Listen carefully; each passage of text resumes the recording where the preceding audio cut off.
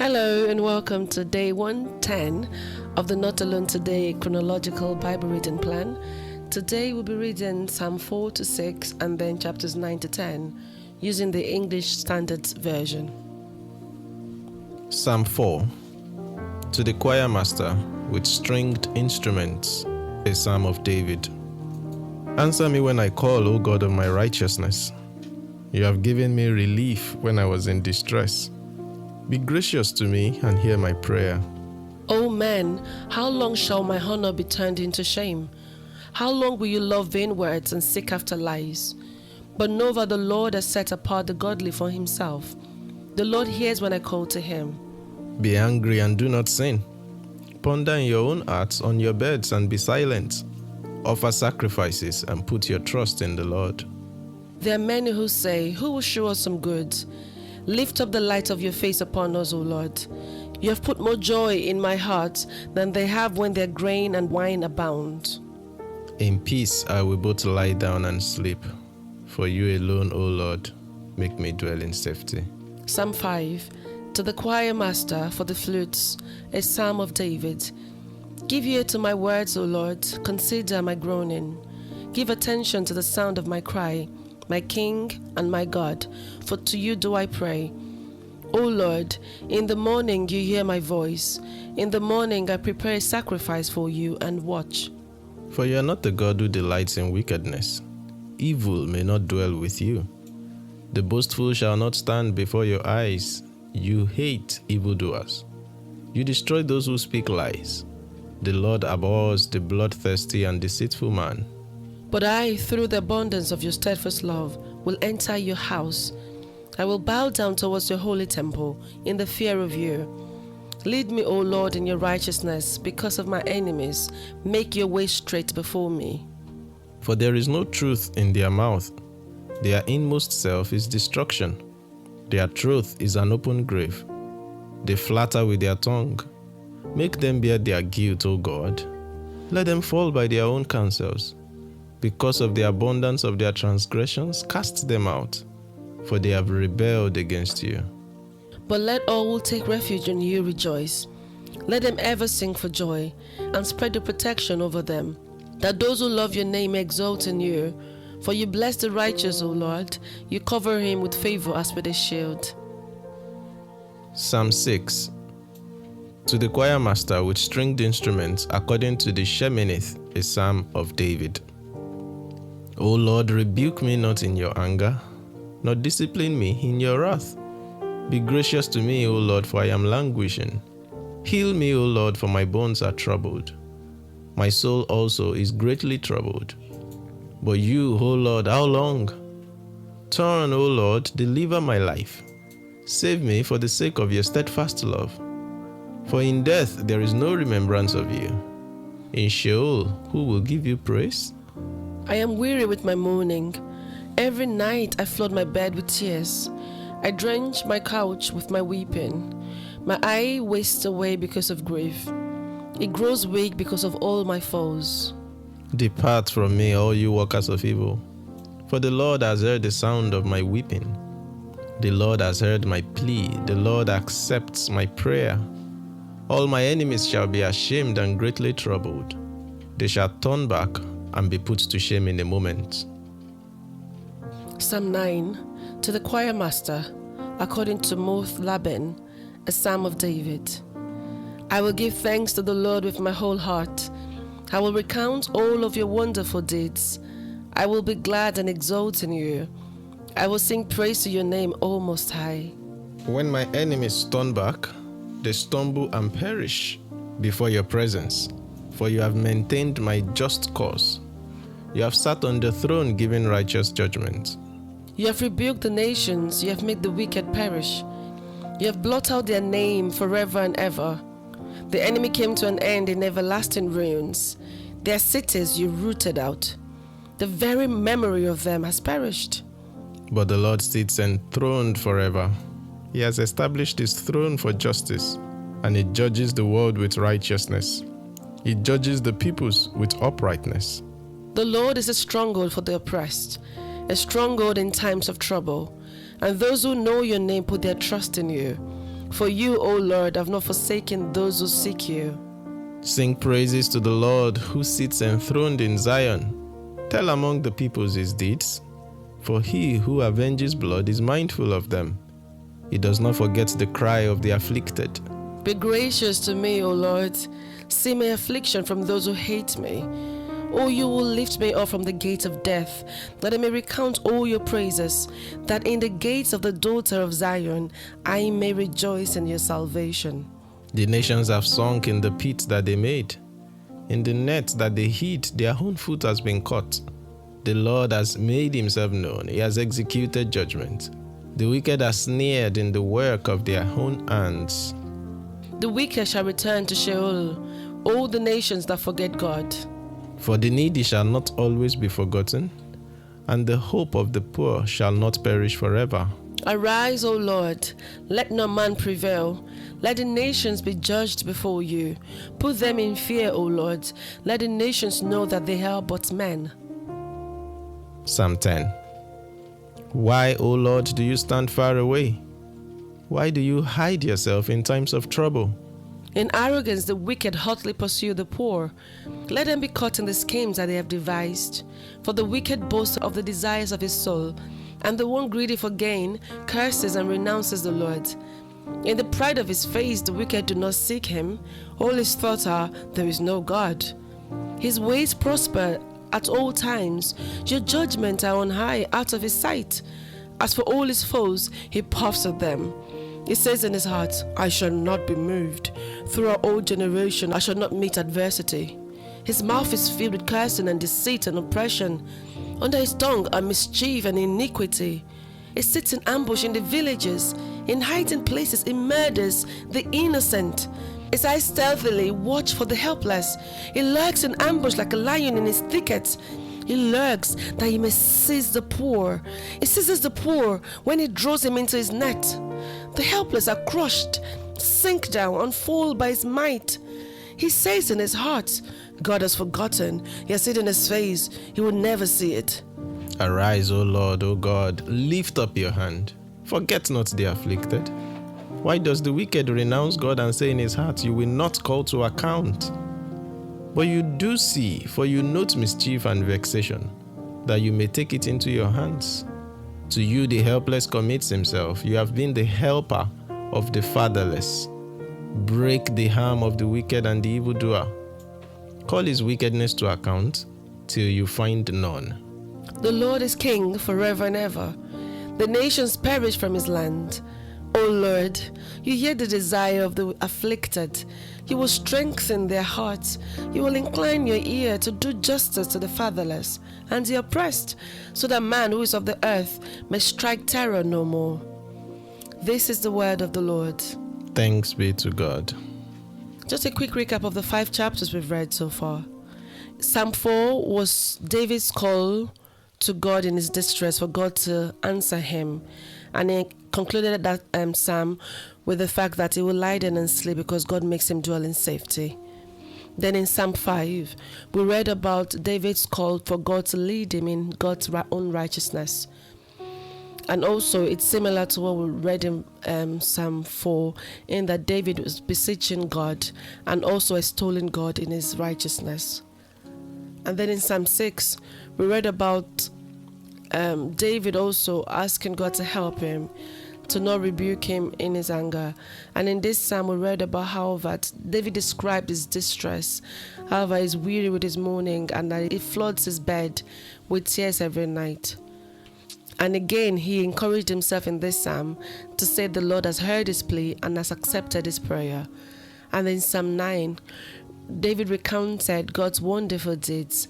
He recounted how God saved him from his enemy and how God is enthroned forever. And then in Psalm 10, it's a psalm of lament, in that David questioned why God is standing far away, why he's hiding himself in times of trouble. And then David went on a long litany on what the wicked do, and how that God should not forget the afflicted, but he should lift up his hand. And in the concluding part of that psalm, David has told God again, saying he's king forever and ever, and that he will do justice to the fatherless and the oppressed. What stood out to you, my love, in Psalm 4? Yeah, in Psalm 4, obviously all these Psalms and even the ones we'll be reading in the next few days, they are all more or less lamentations from David. So prayers and expressions of his supplication to God, which we are reading after his death. But yes, Psalm 4, what stood out to me, actually throughout majority of the Psalms, there is that reference to prayer, and either the fact that God does hear prayer, or the fact that, or the desire for God to answer prayer. So that just caught my attention. For instance, in Psalm 4 verse 1, it says, "Be gracious to me and hear my prayer," in that sense. But the verse that stood out to me is verse 8. "In peace I will both lie down and sleep, for you alone, O Lord, make me dwell in safety." Yeah, that stood out to me as well, in that it's our line when we sleep. In verse 4, it says, "Be angry and do not sin. Ponder in your own hearts on your own beds and be silent." Yeah, it's very instructive to me in my rants that come upon me occasionally to just ponder in my heart on my bed and be silent. And it's interesting that Apostle Paul will use that same phrase in Ephesians 4:26, "Be angry, but do not sin." That's interesting. Psalm 5, what stood out to you? Verse 12 stood out to me in that it says, "You bless the righteous, O Lord. You cover him with favor as with a shield." And I've read that part a couple of times, favor being a covering as a shield. Yeah. It's quite instructive.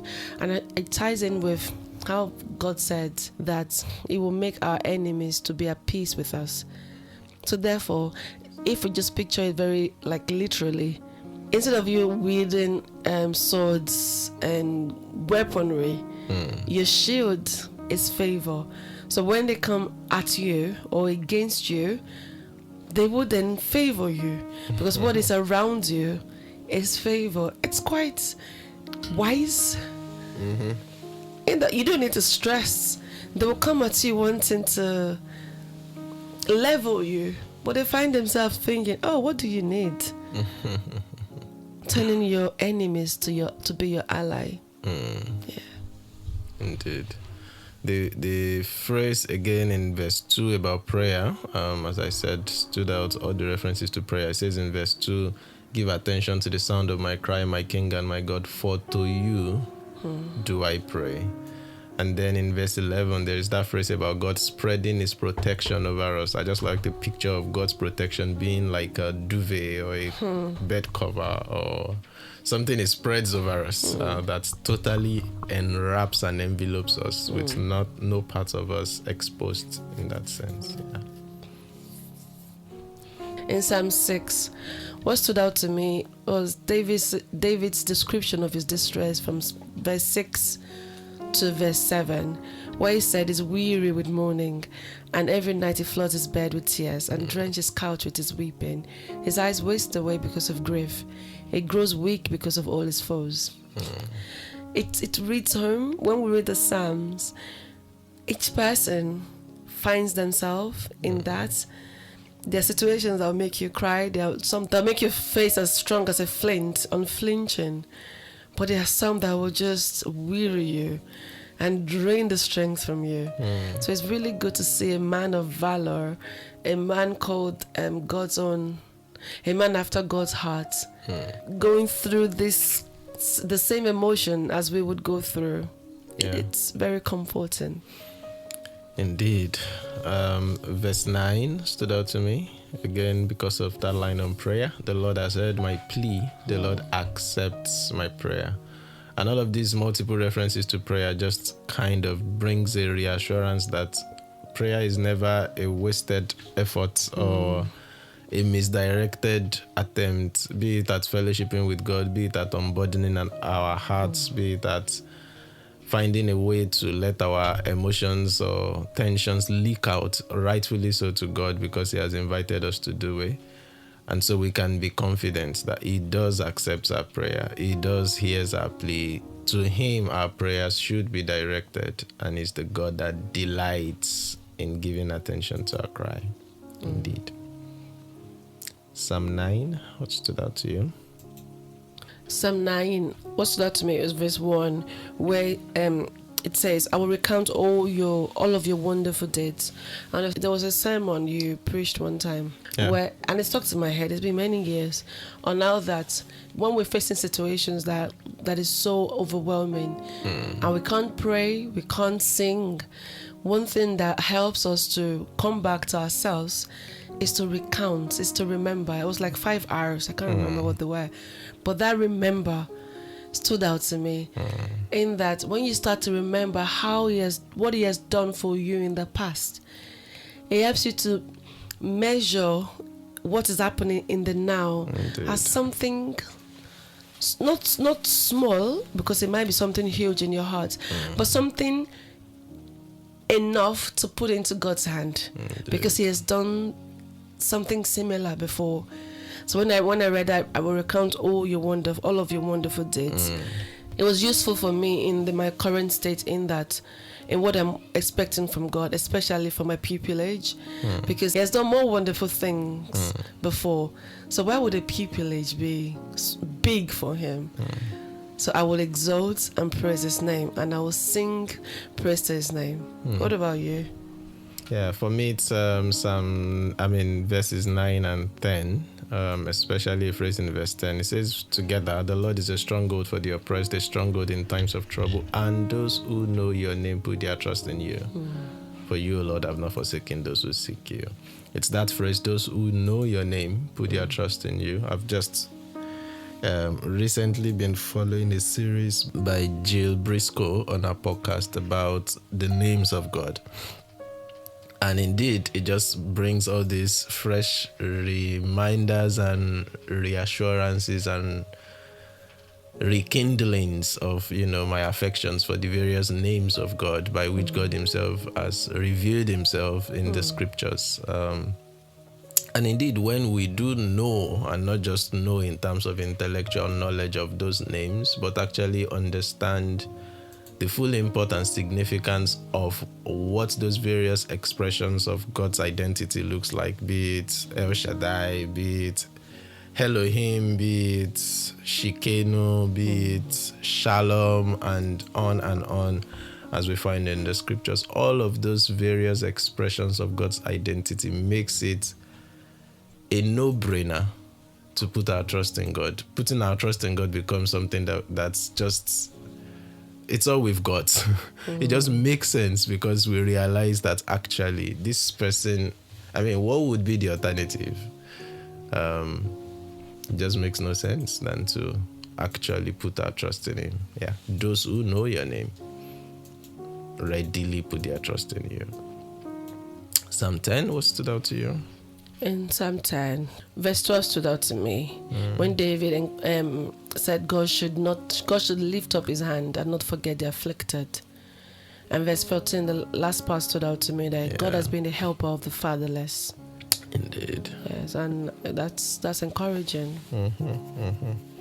The last line of verse 14, it also stood out to me. And then verse 16, the first phrase, the Lord is king forever and ever, like end of.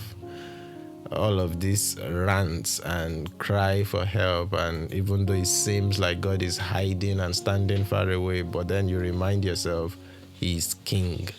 Not just yesterday, he's king. Not just in those moments I was able to recall or recount in my mind, but he's king forever and ever. And so I can rest secure in his kingship, in his authority, and in his sovereignty.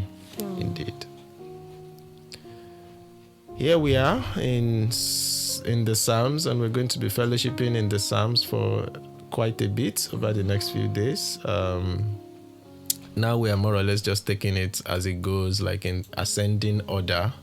Many of the Psalms that some of the Bible scholars believe were attributed to David. Some were specifically attributed to David. Some were not attributed to anybody, but they just reckon it fits within the context of, Lamentations that could very much have been written by David. So tomorrow we'll be continuing, picking it up from Psalm 11 to 14 to 16 to 17 and then to 22. And we'll see how that goes. But till then, just remember, you're not alone today. God bless you.